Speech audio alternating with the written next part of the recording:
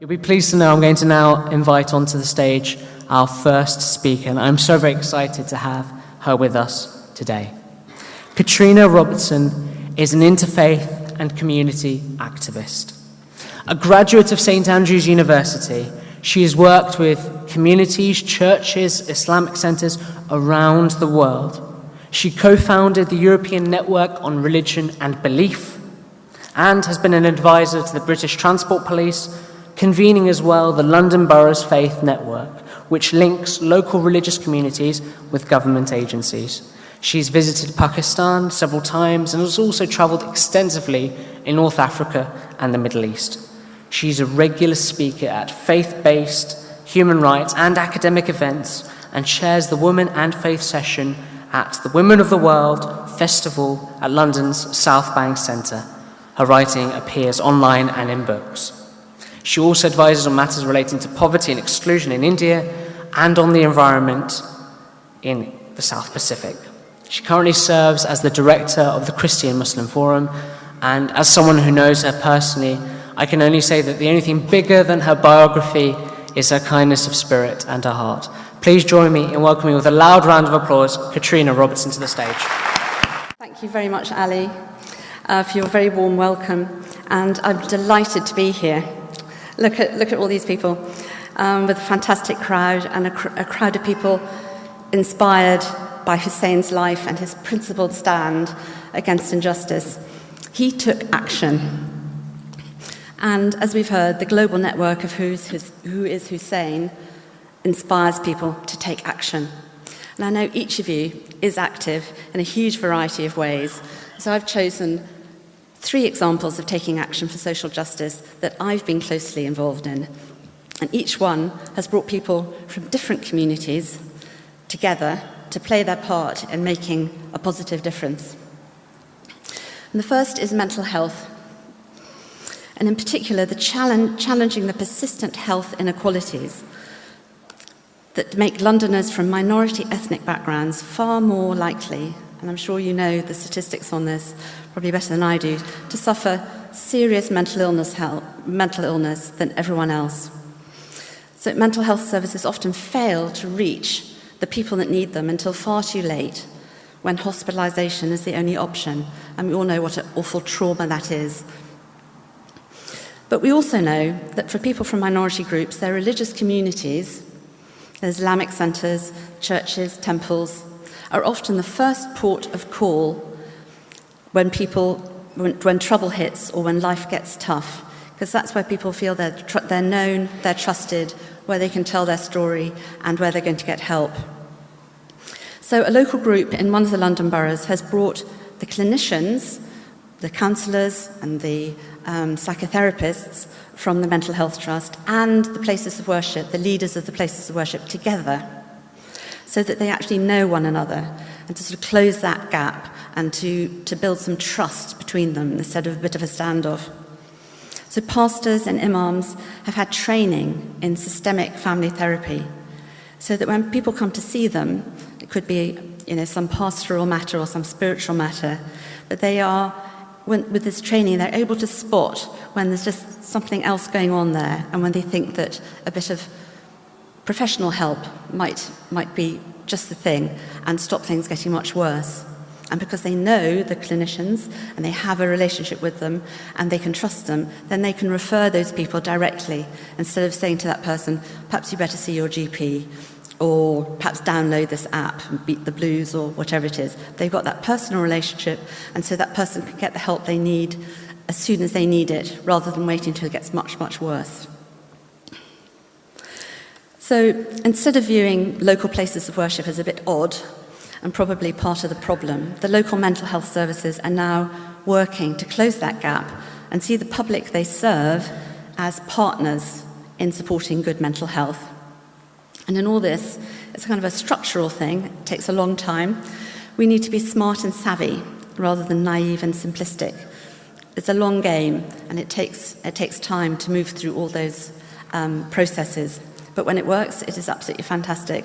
And we all know from the statistics in London that we do need much, much better mental health and support for people who are suffering anxiety and depression, and particularly young people.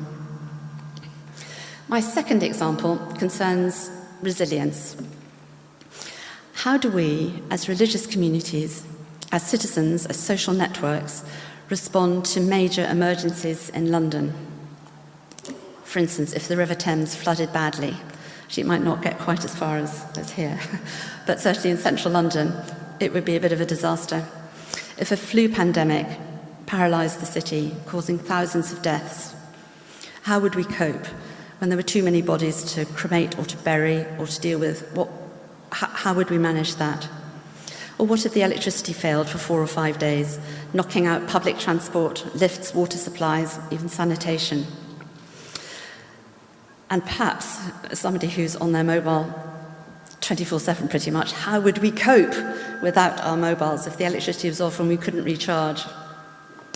Who could we trust to tell us what was happening? And what should we do?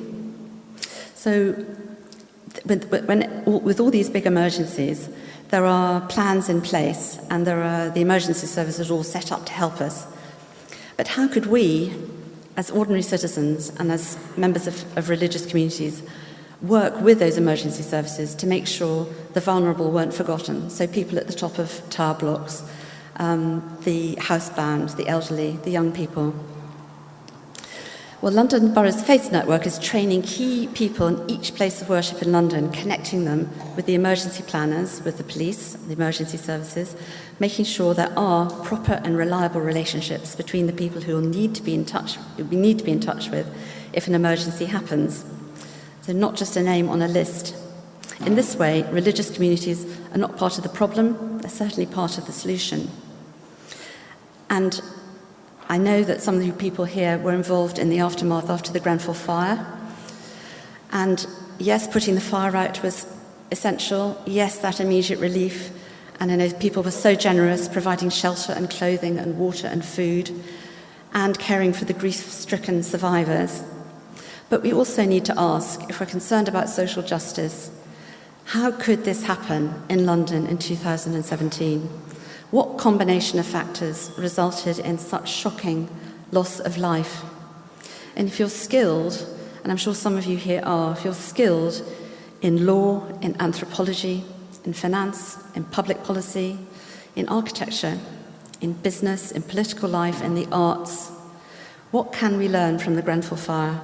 And how can we make sure it can't possibly happen again? The joining up people of goodwill, like yourselves, with the structures and decision-making apparatus and with the relevant expertise can make a huge long-term contribution to social justice. My third example and last is from the interfaith world, from the Christian Muslim Forum. We, apart from a lot of project work, we have a core group of Christians and Muslims, men and women from different backgrounds and with different views, very different views.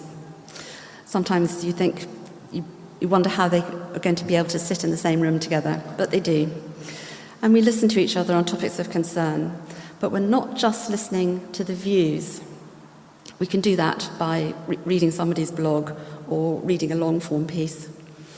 We want to understand why that person thinks the way they do, what lies behind the opinion, what experiences or background have led to this. And in this way, we get to know people as people, and not just as holders of diverse opinions. We can understand each other better and are able to take that understanding back to our own communities so that they can understand better too. And in the current context, this is not easy work. Those of you who tried this kind of thing, it's hard. The conversations are quite raw, but we are committed to speaking honestly and to listening to each other and bridging these divides. Here are some of the hot topics we've identified. Media, free speech and public debate. Where does legitimate criticism of religion blur into ridicule, bigotry and xenophobia? Because we're all in favour of free speech and in public debate, and we're all against ridicule, bigotry and xenophobia, but people have different ideas of where the marker is on that. And it's a hot topic where people certainly have very different views. Anti-Muslim hate crime. And we're all very shocked by what happened at the Husseini Centre in Cricklewood last week.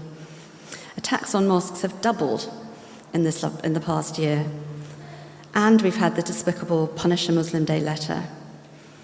And the Christian Muslim Forum is determined to challenge complacency on this. Thirdly, the rise of the far right, the intimidation of Muslims in the name of Christianity, the kind of people you see pictures of on a high street demonstration holding a big white cross. To challenge that, and in the same way to challenge the horrible stuff that takes place in the name of Islam. So extremism, terrorism, and the Prevent programme, these are all tricky issues to talk about. And we're all, Christians and Muslims, very concerned about this. And of course the attacks last year, Westminster Bridge, Manchester, London Bridge, Finsbury Park, have only served to strengthen the determination to work together on it. But it is a tough environment at the moment. There's a highly politicised climate, and it's more polarised, and I'm sure you've experienced yourselves. And there are struggles over definitions. There are deep-seated differences and a lack of commitment sometimes to engage across divisions. People just prefer to just withdraw and not have those conversations. It's just too difficult. So there is a lot of excellent work taking place, including the Christian Muslim Forum's own church-mosque twinning and many other programmes. But the context in which it takes place is not as positive as it once was. In closing, I'd like to add this. In our social justice work, particularly when working with people who are different from us or who hold views that challenge us, we can be generous. I wonder, when you think about it, how have you made changes to your life? Often it's the people who are kind to us, who try to understand us, who are the ones who open up new ways of thinking, who give us the energy to tackle something hard. The President of the United States in the 60s, J.F. Kennedy, in a speech about reasons for space exploration said, and some of you will be familiar with this quote, "We choose to go to the moon. We choose to go to the moon in this decade and do the other things, accomplishments and aspirations, not because they are easy, but because they are hard. Because that goal will serve to organise and measure the best of our energies and skills.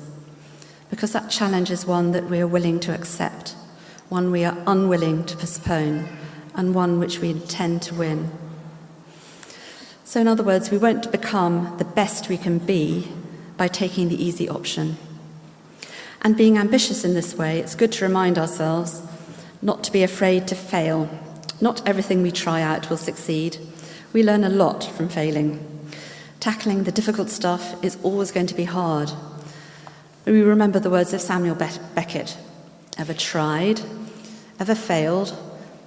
No matter. Try again. Fail again. Fail better.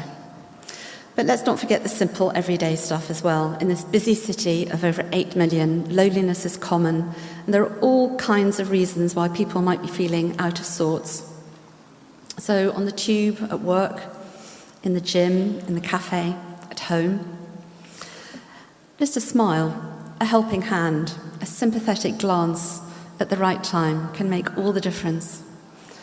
Social justice is a living, breathing way of life. It's inspiring to be here with you today. Who is Hussein provides a great place to learn, to encourage, to pool resources and ideas and to take action together. Ali, I'm sure, will keep me in the loop with all that you plan, and if there's anything that I or the Christian Muslim Forum can do to support you in your social justice work, you know where to find me. Thank you.